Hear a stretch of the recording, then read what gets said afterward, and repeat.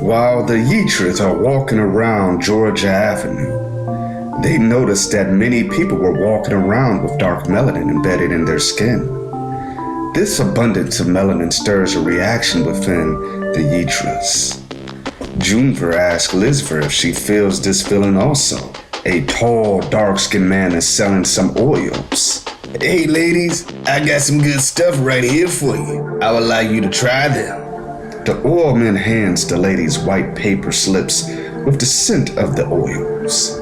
As Junver and the other Yitra try the samples, the Yitra quickly retract their hands over their mouths. Oil man gets upset. Hey ladies, that's some of my best shit right there. Where the hell you girls from? The Yitras all yell out different names. Some say France, Sweden, Ghana, China, and some Germany. The Yitras enjoy the different reactions that they would receive from humans through their use of assimilator machines. They will laugh and chuckle amongst themselves as they will display behaviors stereotypical of the designated groups, all the while looking like another team. The Yitra will behave as Asians, take pictures and talk with the same accents as Asians, while looking like Africans. They would then use Hispanic accents while looking like Europeans, just for the fun of it. The oil man looks confused. Damn, looks like the UN up in this motherfucker.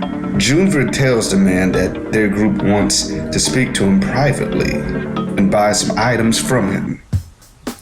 The oil man wears his hair in dreads that are brown and has on a Redskins hat and sunglasses. He wears shabby clothes and old worn-down Jordans that he attempts to clean daily. The oil man gets excited when they ask to speak to him in private. The women look like tourists, which mean that they are carrying money and have intentions on buying things. The Yitra from their studies find that attractive women tend to get favorable treatment in society. So all the Yitras present themselves as interesting, diverse figures to match the features of the women on the planet. The 5 women take the man around the building to a vacant lot, where there were trash and beer cans litter all over the ground. Without warning, Quinver, a Yitra female, punches the man in the back of the head. The oil man gets knocked out cold, and his body falls forward. Junver catches him as he is about to fall directly onto the pavement. She is strong enough to throw the man over her back and walk, but she pauses and thought about her surroundings. Beings with a female's appearance are not supposed to be that strong. Junver has to remind herself. She tells the other Yitra to help her carry the man. The Yitra woman then holds the man up as they walk backwards towards the sidewalk. Being aware of the culture of taxicabs in human cities, Junver instructs the Yitra who have the appearance of blonde Europeans to call for a large SUV cab. The Yitras then catch a taxi. Noting that the suspicious demeanor of his passengers, the driver asks if the man was all right. Quinver casually tells the driver that the man is her older brother and that he drank too much. The cab driver seems satisfied with the response but proceeds to divert the typical route to their park. Quinver taps Junver on the shoulder and whispers, "Why is he going the wrong way? He should have taken the other street." Yeah, he thinks we're regular tourists, so he's going through different zones to raise the rate. He will get us to the park eventually. Quinver shakes her head and muttered, I knew we should have taken the Uber. Junver and Yitra look at all the different sights of the city while the cab is driving. They observe all the symbols of the nation, which provides a clear indication of the power structure and how they are supposed to behave. As the cab drives down Constitution Avenue, Junver looks up to see a large symbol in the park. What's that skinny white building over there? Oh, that's the Washington Monument, built in honor of George Washington. Wanting to know more, she continues. Interesting. The city has a lot of congestion. And why are the buildings so short? Well, no building is allowed to be taller than the monument. Wait a minute. Are you telling me that nobody can build a building tall enough to look down at a white penis? I mean, monument? Have you guys seen the Lincoln Memorial? It's nice. Eventually, the driver gets them to their destination. Juniper gave the cab driver a 25% tip and then left the booth. The Eater then brought the man back to their ship. The oil man is knocked out cold. All of the Eater women eagerly gather around Juniper as she carries the man to the exam room. Guinevere and the other Eater are somewhat worried and ask Juniper if they should restrain him. Juniper is not concerned about the oil man. I want to see how he looks when he squirms. Guinevere and the other Eater woman laugh.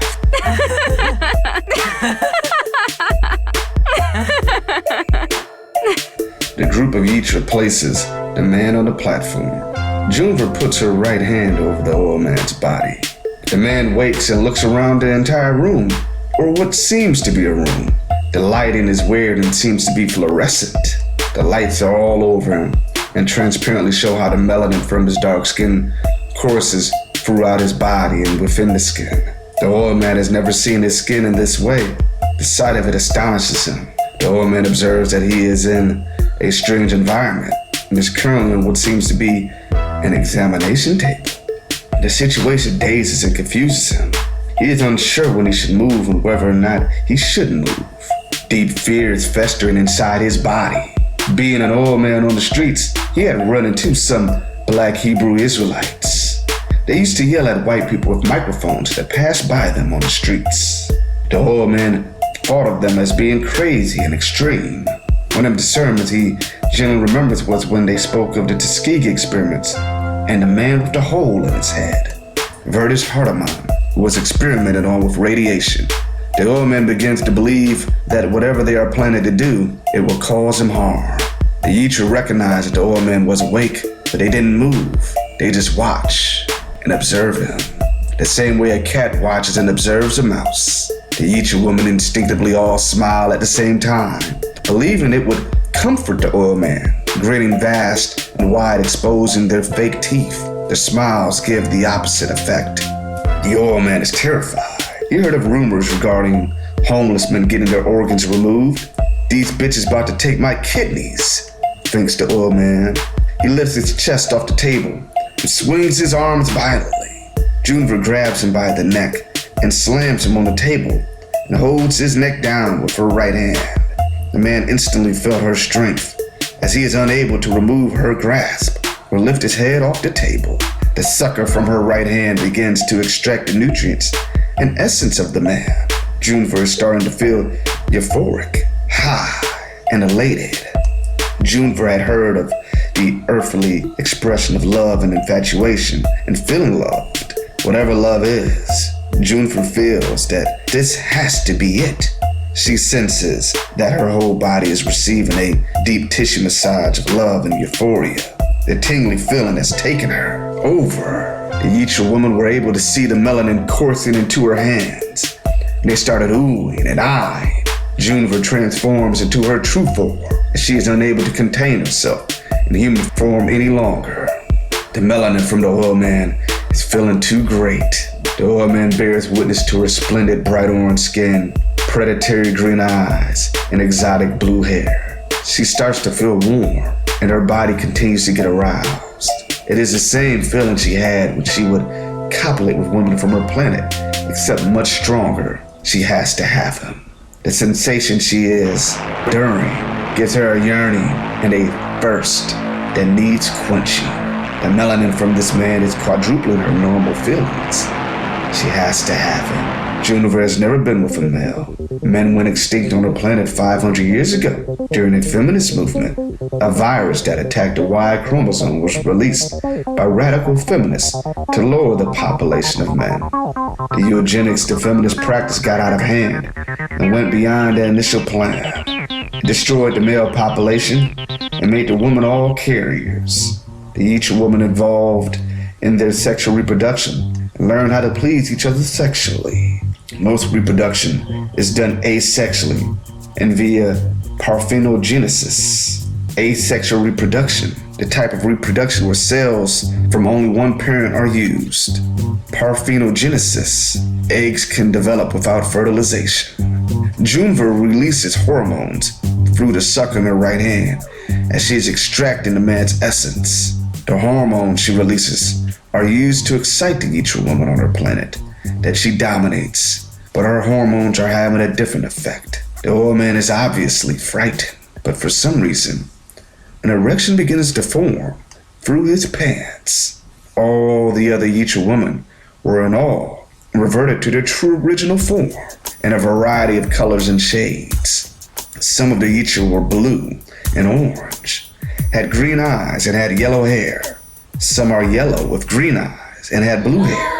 Others were red with yellow eyes and orange hair. The other women in the group were watching intently. They have never seen an erection of that size. They are unsure of what they are seeing. They each just become ravenous. We're all eager to sample the man. The oil man is scared when he sees the aliens transform. They are beautiful, yet they have sharp-looking teeth. The Yitra have long, sharp nails that are capable of slashing and ripping. The oil man is now certain that the Yitra plan on eating him. The oil man looks at his arms. His shiny dark skin is turning brown. The oil man is no longer the tar baby that black people teased him with as he grew up. The oil man is no longer the guy that needs to smile so people can see him. Another old and typical joke that people within his culture used to offend him. When the oil man saw his melanin disappearing, he becomes distraught. For years, the oil man wished to be lighter. He feels that being dark and black is an undue chore and burden. The oil man blames his misgivings and social position on the curse of his dark skin. Every problem, every failure, every inconvenience, the oil man contributes it mainly to his dark skin. But now, he is losing it all. Everything he thought he despised about himself. The oil man's coarse hair that he often disregards as being nappy and bad is leaving him. Yet he does not feel empowered or godly. The Yitra's culture was very inclusive and involved them sharing everything. So the pleasure Juniver was experiencing from withdrawing the melanin was fascinating. Juniver rips the man's pants off and gets on top of him. The melanin is giving her erotic urges that she has never experienced. Juniver cannot contain herself. She grabs the old man's long penis and inserts it into her vagina. She rides him and tells the members of the group that his essence feels like klasa. Juniver confirms that the melanin's effect is the same as the drug klasa they had used on their home planet. All the elders became anxious and excited. It had been decades since they had their taste. The younger Yitras have heard of klasa, but have never experienced the wonders of it. Juniver, being the leader, starts to feel that she needs to share this man so that no jealousy can arise from the group.